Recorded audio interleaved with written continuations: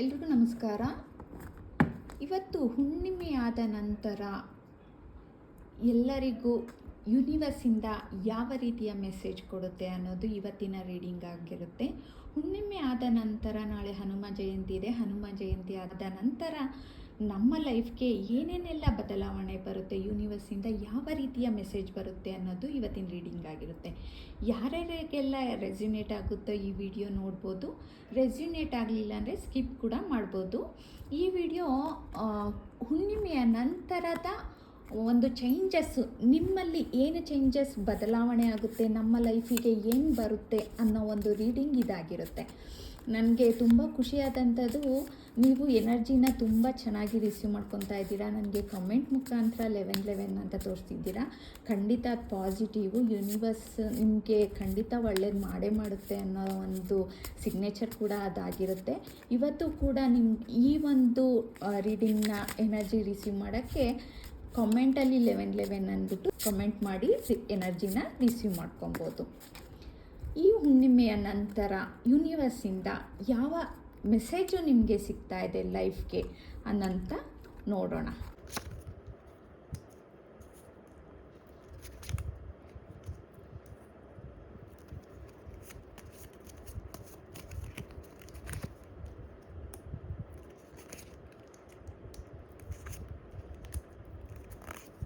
Positive card ಕೂಡ ಬರ್ತಾ ಇದೆ, ನೋಡ್ತಾ ಇರ್ಬೋದು.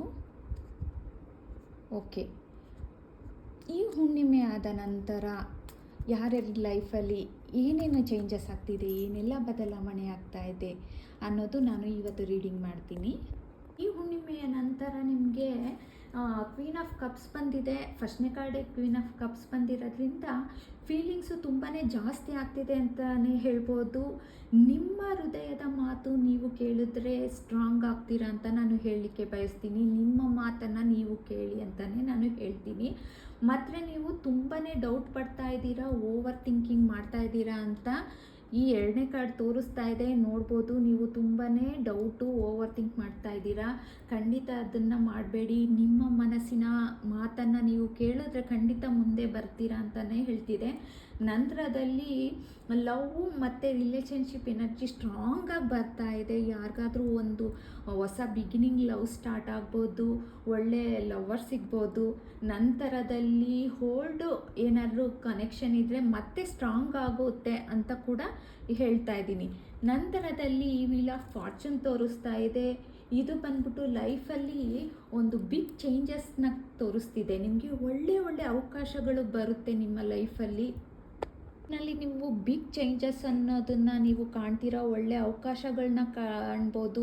ತುಂಬಾ ಒಳ್ಳೆ ಕಾರ್ಡ್ ಬಂದಿದೆ ನಿಮಗೆ. ನೀವು ಏನೇನು ಕೆಲಸ, ಏನೇನು ಒಂದು ಒಳ್ಳೆ ಅವಕಾಶಗಳು ಕಾಯ್ತಿದ್ರಿ, ಅದು ಬರುವಂಥ ಸಮಯ ಅಂತ ತೋರಿಸ್ತಿದೆ. ಆದರೆ ದ ಮೂನ್ ಕಾರ್ಡ್ ಬಂದಿರೋದ್ರಿಂದ ಸ್ವಲ್ಪ ಕನ್ಫ್ಯೂಷನ್ನು, ಡೌಟು ಇರುತ್ತೆ. ಅದನ್ನು ಏನು ತಿಳ್ಕೊಬೇಡ್ರಿ.